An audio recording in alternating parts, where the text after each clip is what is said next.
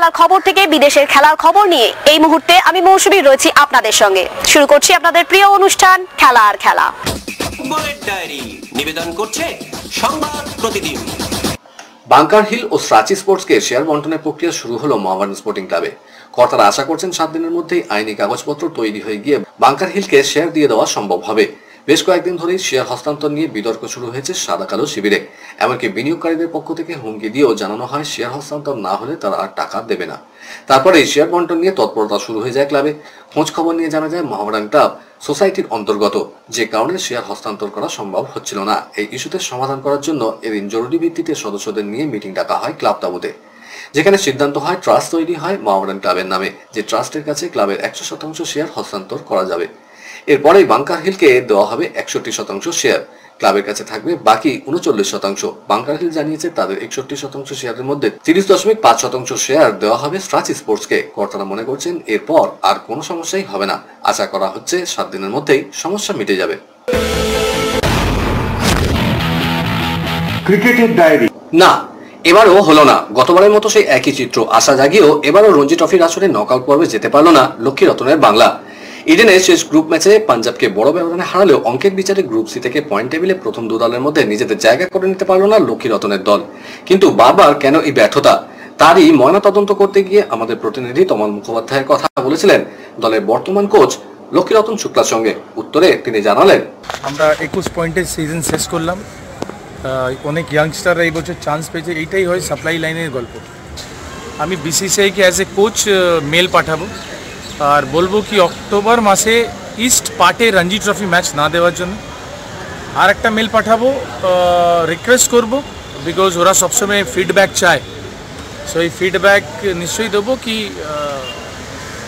Ranji trophy যখন start হচ্ছে তখন রঞ্জি ট্রফি শেষ হয়ে যায়। যারা সিনিয়র হয়ে গেছে লাইক অভিমন্যু ঈশ্বরন, সাই সুদর্শন, ঋতুরাজ গায়কওয়াড, এদেরকে আর দয়া করে ইন্ডিয়া এ না খেলাতে, বিকজ আমার মনে হয় ইন্ডিয়া এ সাপ্লাই লাইনটা 19 থেকে আসুক। ইংল্যান্ডের বিরুদ্ধে 3 ম্যাচের একদিনের সিরিজে দলে রাখা হলো না জসপ্রীত বুমরাকে। 3 ম্যাচের দল ঘোষণা করেছে ভারতীয় বোর্ড, যেখানে বুমরার নাম নেই। দলে যোগ করা হয়েছে সিভি বরুণকে। এদিন নাগপুরে রোহিত শর্মাদের সঙ্গে অনুশীলনে উপস্থিত ছিলেন রহস্য স্পিনার। টি20 সিরিজের আগে প্রথম ও দ্বিতীয় একদিনের দল ঘোষণা করেছিলেন নির্বাচক প্রধান অজিত আগারকর। বুমরাকে দেখেই দল করা হয়েছিল। বলা হয়েছিল বুমরা প্রথম 2টি ম্যাচে খেলতে পারবে না, ফিট ঘোষণা করা হলে তৃতীয় ম্যাচ থেকে খেলতে পারে। কিন্তু 3 ম্যাচের দলই একসঙ্গে ঘোষণা করেছে ভারতীয় বোর্ড, যেখানে রাখা হলো না ভারতীয় পেসারকে। অর্থাৎ ইংল্যান্ড সিরিজে বুমরাকে পাওয়া যাচ্ছে না। বোর্ড যদিও সরকারিভাবে কোনো বিবৃতি দেয়নি, বরুণকে দলে নেওয়ার কথাই জানানো হয়েছে। ইংল্যান্ড বোর্ড আয়োজিত নিলামে সম্প্রতি দ্য 100 প্রতিযোগিতার দলে বিনিয়োগ করতে যেভাবে ভারতীয় সংস্থা এবং আইপিএল দলগুলোর মালিকরা এগিয়ে এসছেন তাতে খুশি কেভিন পিটারসন। তিনি বলছেন, ভারত বিশ্ব ক্রিকেট চালায়, ক্রিকেটের জন্য ভারত যা করছে এবং ইংল্যান্ড ক্রিকেটে যেভাবে অর্থ আসছে সেটা খুবই ভালো ব্যাপার, কারণ ইংল্যান্ডের অনেক কাউন্টি অর্থের অভাবের সমস্যায় ছিল। ইংল্যান্ডের বিরুদ্ধে টি20 সিরিজ জিতে একাধিক রেকর্ড করেছে ভারতীয় দল। শেষ ম্যাচে বিধ্বংসী শতরান করে অভিষেক শর্মাও নিজের নামে একাধিক রেকর্ড গড়েছেন। তবে এত কিছুর মধ্যে একটি রেকর্ড সকলের অজানাই থেকে গিয়েছে, যা গড়েছেন ভারতীয় দলের তারকা অলরাউন্ডার শিবম দুবে। শিবম দুবের বিশ্ব রেকর্ড, যা কারণ নেই। 2রা ফেব্রুয়ারি ইতিহাস সৃষ্টি করেছেন শিবম দুবে। বিশ্বের প্রথম খেলোয়াড় হিসেবে জাতীয় দলের জার্সি গায়ে একটানা 30টি আন্তর্জাতিক টি20 জয়ের নজির গড়েছেন তিনি। 2019 সালে 3রা নভেম্বর দিল্লিতে বাংলাদেশের বিরুদ্ধে ভারতের হয়ে টি20 ক্রিকেটে অভিষেক হয়েছিল শিবম দুবের। সেই সিরিজে বাংলাদেশের বিরুদ্ধে প্রথম ও পঞ্চম ম্যাচে হেরেছিল ভারত। সেই দলে ছিলেন শিবম দুবে। বহু টালবানার পর অবশেষে চ্যাম্পিয়ন্স ট্রফির দল ঘোষণা করলো পাকিস্তান। 15 জনের স্কোয়াডে একজন স্পেশালিস্ট স্পিনার, যা দেখে অনেকেই বিস্মিত। 26 বছরের আবরার আহমেদের স্পিনেই ভরসা রেখেছে পাক নির্বাচকরা। তাও আবরা খেলেছেন মাত্র 4টি ওয়ানডে ম্যাচ। তবে এটাই চূড়ান্ত দল নয়। পিসিবি জানিয়েছে প্রয়োজন পড়লে 11 ফেব্রুয়ারির মধ্যে দল পরিবর্তন করা হবে। সাইম আউট চোটের কারণে নেই, যা পাকিস্তানের কাছে বড় ধাক্কা। তবে ভরসা রাখা হয়েছে ফাহিম আশরাফ, ফখর জামান, খুরশিদ শাহের উপর। ফখর যদিও শেষ খেলেছিলেন 2023 বিশ্বকাপে। মোহাম্মদ রিজওয়ানের নেতৃত্বে আগামী 19 ফেব্রুয়ারি টুর্নামেন্টের উদ্বোধনী ম্যাচে নিউজিল্যান্ডের মুখোমুখি হবে পাকিস্তান।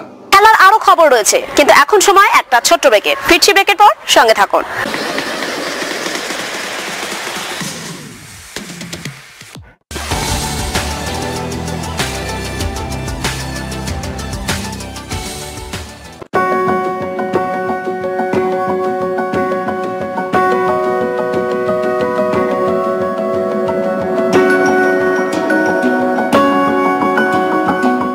নিউজ মিডিয়া প্রযোজিত সাপ্তাহিক বিনোদন অনুষ্ঠান বিনোদন.com দেখুন প্রতি শনিবার ঠিক রাত 10:25 আপনাদের প্রিয় চ্যানেল ভিশনে।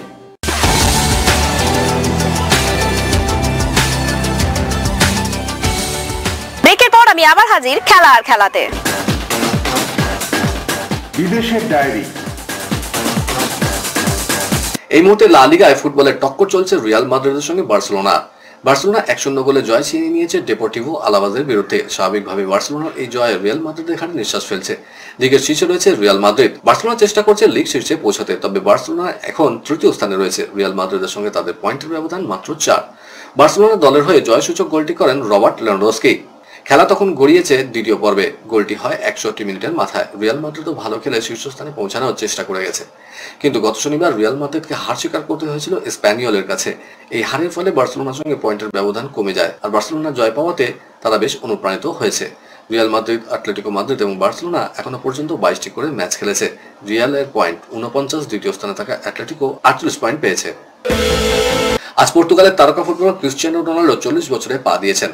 জন্মদিনের আগে ক্রিস্টিয়ানো রোনাল্ডো আবার পুরনো ফর্মে ফিরে এসেছেন। বর্তমানে তিনি সৌদি আরবে আল নাসর দলের অধিনায়ক। ক্রিস্টিয়ানো রোনাল্ডো সৌদি আরব ফুটবলের জনপ্রিয়তার শিখরে পৌঁছে দিয়েছেন।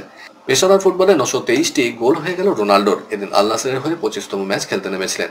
আল ওয়াজলের বিরুদ্ধে ম্যাচে 44 মিনিটে পেনাল্টি থেকে প্রথম গোল করেন CR7। নিজের দ্বিতীয় গোলটি করেন 78 মিনিটে। সাদিও মানে ক্রসে পাওয়া বল হেডে গোল করেন তিনি। সৌদি আরবের ক্লাবটির হয়ে তার 23টি গোল হয়ে গেল। AFC চ্যাম্পিয়ন্স লিগে 5টি ম্যাচে রোনাল্ডোর গোল সংখ্যা হলো 6।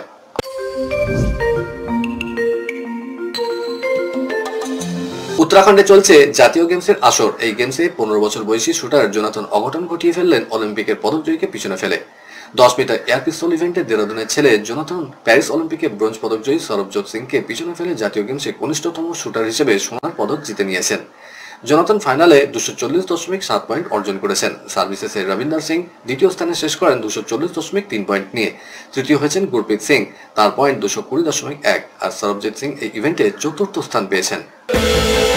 কার্লোস আলকারাজ এবং ইয়ানিক সিনারকে নিয়ে নতুন আশার আলো দেখছে টেনিস বিশ্ব। দুই তরুণকে নিয়ে দুভাগ হতে শুরু করেছেন টেনিস প্রেমীরাও। অথচ আলকারাজের মতে এই মুহূর্তে সিনারই সেরা। রজার ফেডেরার, রাফাল নাদাল অবসর নিয়েছেন। নোভাক জোকোভিচ এখনো খেলছেন। বিশ্ব টেনিসে উঠে এসেছেন একঝাঁক তরুণ তারকা। তাদের মধ্যে ভবিষ্যতের তারকা হিসেবে চিহ্নিত করা হচ্ছে কার্লোস আলকারাজ এবং ইয়ানিক সিনারকে।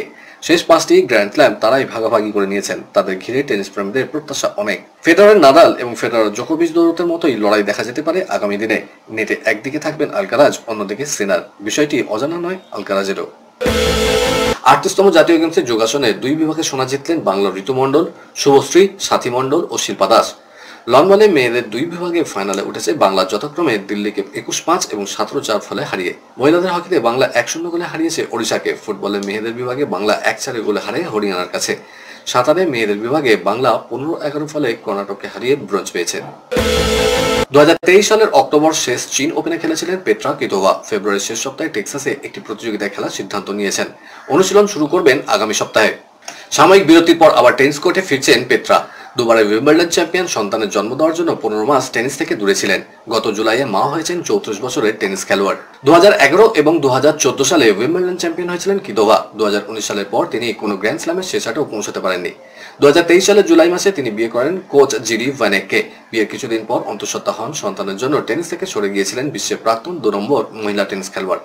পুত্র সন্তানের 7 মাস বয়স হওয়ার পর আবার কোর্টে ফেরার সিদ্ধান্ত নিয়েছেন চেকিয়ার টেনিস খেলোয়াড়। সমাজ মাধ্যমে তিনি বলেছেন, ছেলে পিটারের জন্য 15 মাস টেনিস থেকে দূরে ছিলাম, আবার কোর্টে ফেরার সিদ্ধান্ত নিয়েছি। বিরতির এই সময়টায় টেনিস এবং প্রতিযোগিতার অভাব ভীষণ অনুভব করেছি। কলকাতার ডায়েরি নিবেদন করছে গুড এজ হসপিটাল।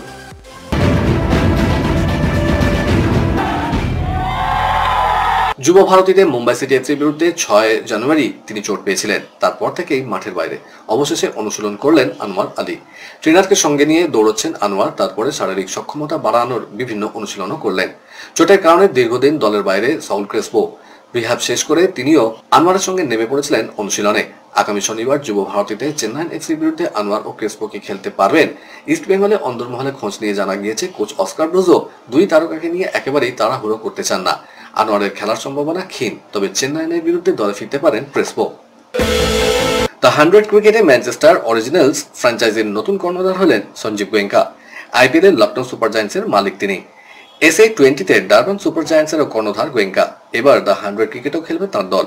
ভারতীয় ক্রিকেট ওয়েবসাইটের খবর অনুযায়ী 107 মিলিয়ন পাউন্ডেরও বেশি অর্থ বিনিয়োগ করা হয়েছে এই দলটি নেওয়ার নেপথ্যে।